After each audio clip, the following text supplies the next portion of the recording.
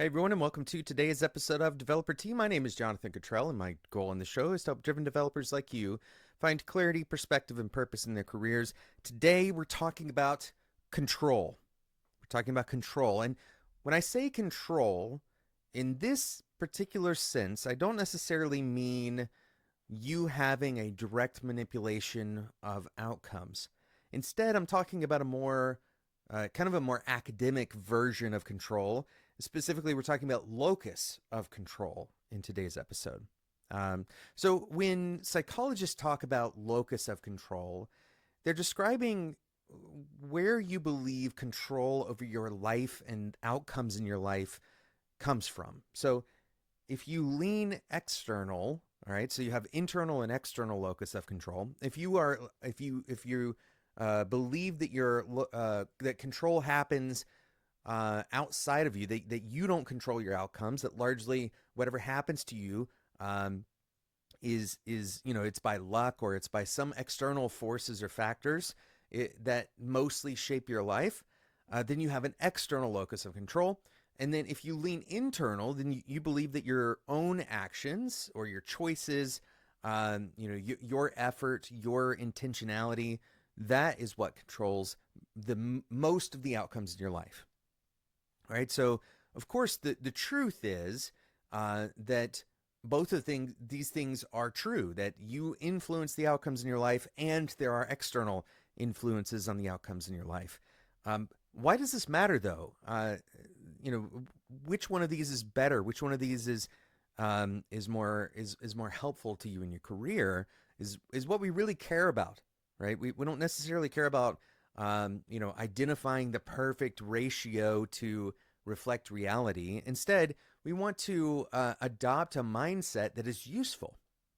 It's helpful in our careers. So hopefully you can see that most likely, if you were to develop an external locus of control, then the error that you might make, okay, this is very important to understand and why we're going to talk about, why we're going to kind of push you in one direction in this episode. That it's not just descriptive; it's actually instructive. The if you develop an external locus of control, then the error you might make, let's say that you're universally external. In other words, you think that everything that happens to you is the result of some random effect, some external influence that you do not necessarily have input into it. If that was your perception, then the error you might make is not taking action when you care about the outcome on something that you do have control over. Right? Remember, uh, base reality, you do have influence on outcomes in your life, right?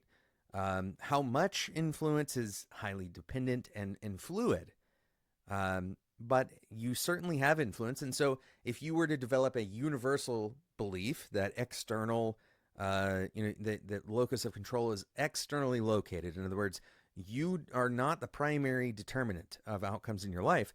If you believe that universally, then the error you make is you don't necessarily believe that any of your actions affect your outcomes, even when they do. Now let's look at the opposite. Let's make a wager here. Which one of these is better for you? Imagine that you believed that all outcomes, were your own responsibility. That no external factors played into them at all. Which one of these is better? Well, in that case, you may go over the top with your actions, and the things that you can't control, perhaps you incorrectly attribute your actions to some failure, even though it wasn't necessarily, didn't necessarily have anything to do with what you chose to do. But you don't miss out on the opportunity to impact or influence in the areas that you can, right? This is a very simplified model, of course. There are certainly trade offs if you were to go extreme in either direction. The trade off in going extreme to the internal is that you may, burn yourself out, right? You may try to do more than you really have the influence over or you may do more than you necessarily need to, right? You're working kind of into a void because certain parts of your work is going nowhere. It's not really necessarily having any impact at all. Uh, and of course, we're ignoring the fact that some of these things may interact with each other. In other words, the effort that you spend on things that you don't have control over may change the things that you do have control over, right? But in a very simplified model, if you had a fully internal versus a fully external locus of control, then you're more likely to have a positive impact on the outcomes that you care about. If you were to just leave it up to chance, then you are much more likely to have no impact on those outcomes. Now, because the average person, there's an airplane flying overhead, so you all can hear that. The average person is more likely to experience success in their life as a general rule, and this is pretty well documented in research. People who tend to be successful also tend to have more of an internal locus of control. All right, so this kind of suggests that it is probably a good idea for us to shift our locus of control to be more heavily internal. Right? This essentially all this really means is developing a belief that you have influence and impact over the outcomes in your life. So in other words, you are faced with a scenario, and the simplified way of thinking about this is that thing happening to you, or are you interacting or acting in that situation? And most people would intuitively say, well, of course I'm acting in the situation, but they may not necessarily have a full understanding of the impact they can have in that situation. I see this all the time in my career with engineers who feel like they're stuck in their careers. They feel like they're stuck, in their role at a given company, that they're stuck with bad processes, for example, on their team. And they have not necessarily explored many routes at all for improving those processes. They haven't really had a conversation with their manager, for example, about what they would like to do to help make things better. My guess is that the avenues that they've explored have been largely the ones they believe they have control over. But they haven't really necessarily interrogated whether the things they have control over might be more expansive than they originally thought. And I'm here to encourage you, as whether you're a manager, an engineer, maybe you're not an engineer yet and you want to become one. I want to encourage you by saying, you have more influence than you think you do, first of all. This is almost universally true. Most people underestimate their influence. You probably have more influence than you think you do. Even if you don't currently have it, it's likely that more influence is accessible to you. And this is a very important point. Locus of control is not a fixed quantity. This is not something that can't change. Right? This is not something that that is inherited or genetic necessarily. Certain aspects of it certainly are impacted. Right? We can develop in our childhood. We can kind of develop a sense of agency or control over things, or a lack of agency or control. Different events in our life may inform us of this. But there's very good research saying that people's locus of control, even without trying to change it, it can be impacted. So it's very likely that if you intentionally try to change your locus of control, you could have a measurable impact on that. So how are we going to do this? We're going to do a couple of exercises. I'm going to give you a couple of exercises to do. And these are based on research. There's not a ton of research on the idea of intentionally changing a locus of control, but it is mixed in with other types of, kind of reframing research.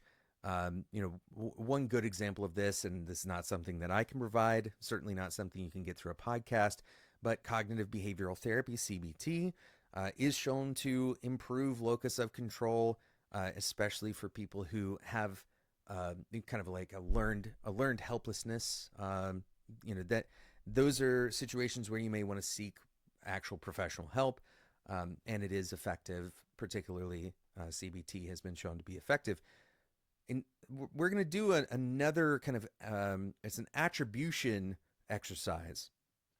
And what this exercise does, I want you to take out your calendar or review, the last kind of 2 or 3 events that occurred, maybe in Slack or something, somewhere where you felt like, and another good example is you go back and look at cards that you may have added to a retro. Let's say you're on a team and you have sprints and you do retros at the end of your sprints, or you do retros during every month or something like that.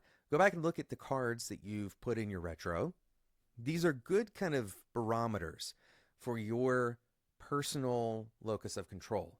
Does the card kind of approach, or does your retro interaction kind of approach things from the perspective of, here's things I would like to change, or does it approach things from the perspective of, here's what's happening to me? It's possible that that's reflective of your locus of control. So what we're going to do is we're going to look at kind of 2 aspects. Okay, 2 aspects. One is whether or not your efforts will change things, right? And 2, are things changeable? Right? So will my effort change it? And is it changeable? People tend to have an automatic response or an automatic kind of fast evaluation of a given circumstance. And they may believe, by default, that things are not changeable, that most of our outcomes are a result of fate, right? That it's a fixed outcome. And so it's very stable, right? A stable outcome. And that my skill set can't adapt to the point where I could change that outcome, right? So the wall is immovable and I'm unable to move things, right? Either one of those kind of fundamental beliefs may limit your ability to impact the situation. And again, this is not necessarily reality. It may be that you actually do have the skill or the necessary capability to change things, and it may also be that things are changeable, right? That the outcome is actually fluid. It's unstable, right? So that's the opposite. The opposite, kind of the representation of an internal locus of control might be that I am capable, and then if I'm capable, it is also movable, right? The outcome is changeable. It's dynamic. It is an unstable outcome. And in this world, we actually want unstable outcomes because that means that they can be influenced, right?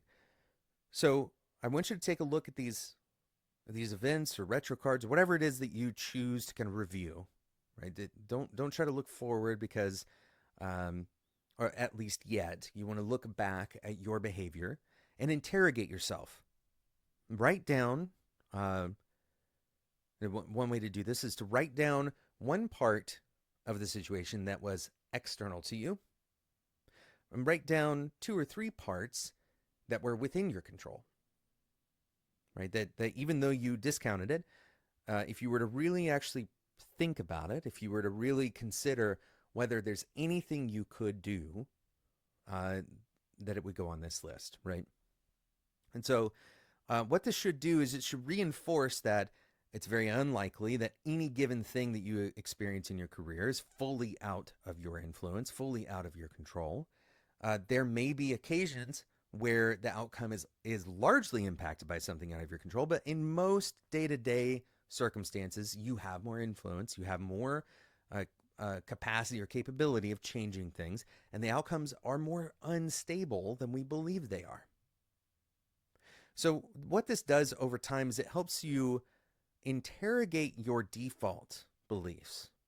And hopefully the next time you encounter a similar circumstance, you may trip over your thinking.